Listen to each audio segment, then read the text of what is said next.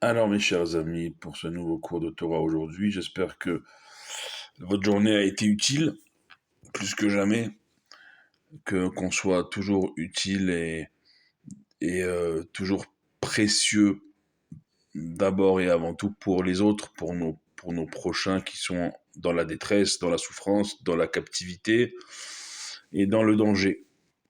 Et on est tous ensemble, on est à la veille d'un Shabbat post-Pessah, comme le rabbi le dit, que le temps juif, la fête juive se poursuit 3 jours après, la semaine d'après, même le Shabbat d'après, on est encore dans l'élan de la fête. Donc Shabbat de débriefing de Pessah.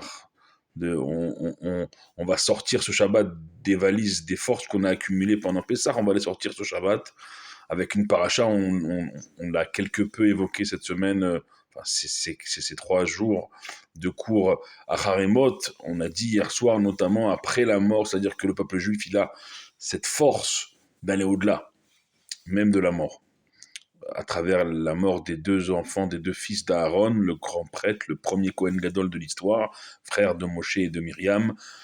Et Aaron, non seulement il a pas réagi, mais sa force s'en est trouvée décuplée de remercier Dieu de lui avoir donné la force d'accepter sa volonté de lui enlever ses 2 fils. Imaginez-vous Aaron à Cohen, quelle force il avait. Il n'était pas jeune, il avait à la sortie d'Égypte déjà 83 ans. Là, on est bien après.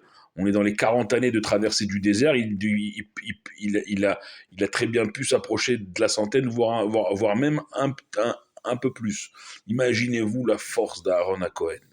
Et frère de Moshe, alors imaginez-vous la force de Moshe, la force de Myriam, la force, toute cette génération-là du désert que on appelle d'Ordera, la génération de l'intime connaissance de Dieu. Et ces personnages illustres, c'est nos ancêtres finalement, qui nous donnent aussi la force. Comme un arbre qui a besoin de bonnes racines plantées dans la terre, eh bien le peuple juif. Planté dans la terre, mais pour plus très longtemps, puisque bientôt il va avoir lieu la résurrection des morts, Triatametim à la venue du Mashiach, très bientôt, et tous nos personnages illustres, comme tous nos chers disparus de toutes les époques, vont se relever pour ne plus jamais nous quitter. On va les revoir à nos côtés, vivants, debout, pour ne plus jamais les quitter, mes chers amis. Je ne sais pas si on réalise cette période incroyable qui nous attend très bientôt. Et il faut se préparer comme il se doit. Et ça commence par retrouver les vertus d'un Shabbat. Un Shabbat, certes, ça revient de semaine en semaine. Et là, on peut se dire, après Pessah, investir dans Shabbat, on peut se dire on va se reposer. Et figurez-vous que le premier qui se le dit, c'est celui qui vous fait la morale juste en ce moment même. Parce que moi, alors après, il y a différentes manières d'apprécier la situation, bien sûr, mais je vais passer Shabbat chez moi. Et j'ai fait déjà mes courses ce soir, parce que demain matin, je retourne au travail très, très tôt. Je partage ma vie Yerushalmite, ma vie jérusalemite avec vous. Et donc, je passe Shabbat chez moi.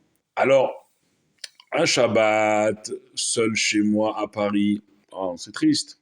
Un Shabbat, même seul chez moi, mais en Eretz Israël, mais à Yerushalayim, aïe, aïe, aïe, aïe, aïe. Eh bien là, tout de suite, ça prend une autre dimension. Parce que Eretz Israël, parce que Yerushalayim ira Kodesh, Eretz HaKodesh, passer un Shabbat même chez soi, plus qu'en petit comité, tout seul, bah, c'est pas grave. Pourquoi? Parce qu'on est en Eretz Israël, on est sur la terre sainte, on est à Yerushalayim, on est dans la ville la plus sainte au monde, que j'ai une synagogue juste en dessous de chez moi. En dessous de mon parquet, il y a des siffrés Torah, mes chers amis. Il y a une choule en dessous, même en dessous.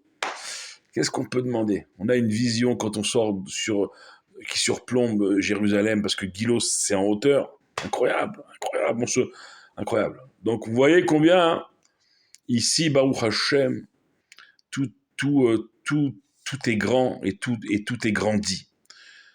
Je ne veux pas dire Chas Shalom, bien sûr, que ce que vous faites en diaspora, Chas Shalom, loin de moi l'idée de penser ça, et vous me connaissez assez pour savoir que je considère chacun d'entre vous, bien sûr, Akadosh Baruch Hu lui-même le dit dans sa Torah.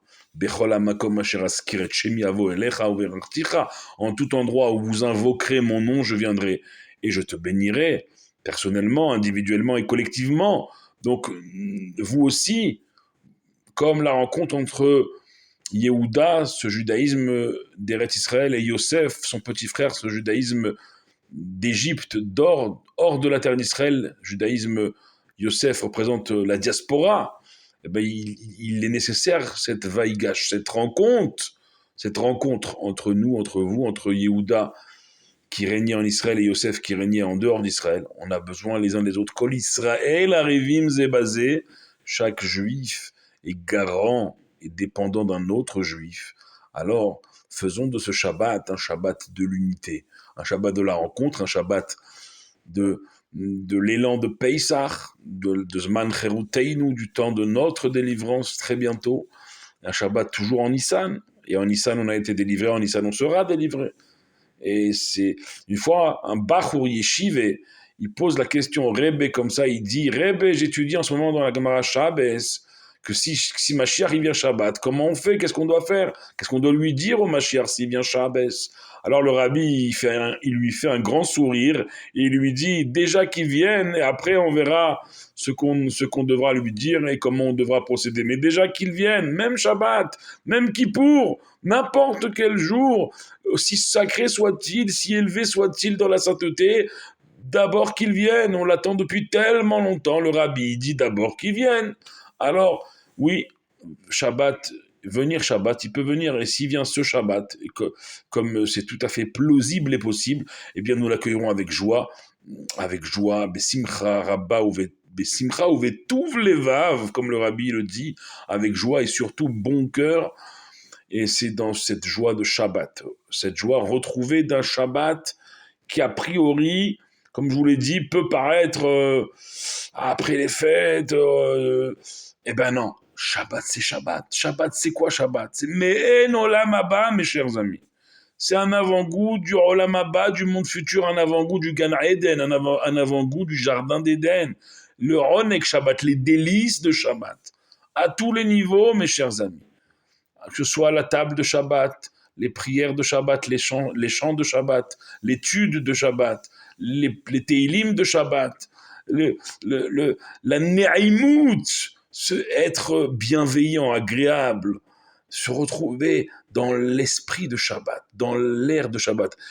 Incroyable aussi, ça, ici, quand en Eretz Israël, à Yerushalayim, eh bien, voilà, même en semaine, c'est déjà Shabbat. Alors, je m'emballe peut-être un peu trop, mais je vous y attends. Et on vous y attend tous, mes chers amis. Aujourd'hui, il y a le fils du Rav Mordechai Eliyahu, Rav Shmuel Eliyahu Rosh des Mekoubalim à Tzfat, qui a enjoint les juifs américains en ce moment malmenés sur leur campus aux États-Unis, comme aussi en France d'ailleurs. Eh bien, il a dit aux juifs américains, rentrez chez vous, on vous attend. Moi, je vous dis aux juifs français qui m'écoutent et qui me regardent, rentrez chez vous, on vous attend. Je ne suis pas mandaté, encore moins payé par l'agent juif, rassurez-vous, je ne perçois aucun pourcentage de l'agent juif pour vous dire ces mots-là, mais je vous l'ai dit de tout mon cœur. Parce que ici, voilà, encore une fois, aujourd'hui, au boulot, à mon travail à Yerushalayim, non seulement on a fait Mincha, comme hier, mais on a fait Arvit, et c'est payé par la société, imaginez-vous. On nous paye pour prier Hachem à Yerushalayim. Voilà. C'est porté par toutes ces forces qu'on va aller vers ce Shabbat Parashat Harimot, que même la mort, elle n'a pas d'emprise sur nous. On est au-delà, on est les Chatrila Riber, comme dit le Rabbi Maharash, le Rabbi Shmuel, on est au-delà. On passe tous les... Et nos ennemis peuvent faire ce qu'ils veulent. Nous, on sait que très bientôt, on va avoir le retour de nos otages, dites Amen. On va avoir le retour de nos soldats, dites Amen. On va avoir nos civils sains et saufs du nord au sud, du sud au nord, dites Amen. Et la Géoula, Mitit Ve'Ashlema, notre délivrance à tous les juifs, où qu'ils se trouvent, en diaspora comme en Israël. Il n'y aura pas un seul endroit où un juif restera en exil, chas v'shalom. Chaque juif, jusqu'au dernier, sera délivré et ramené sur sa terre, Eretz Israël, avec la résurrection des morts, le troisième temple reconstruit à Yerushalayim, avec Akadosh Baruch Hu révélé en son sein et au monde. Voilà le beau programme qui nous attend, à nous de faire de ce Shabbat un Shabbat de Géoula, Bekarv Mamash, Amen.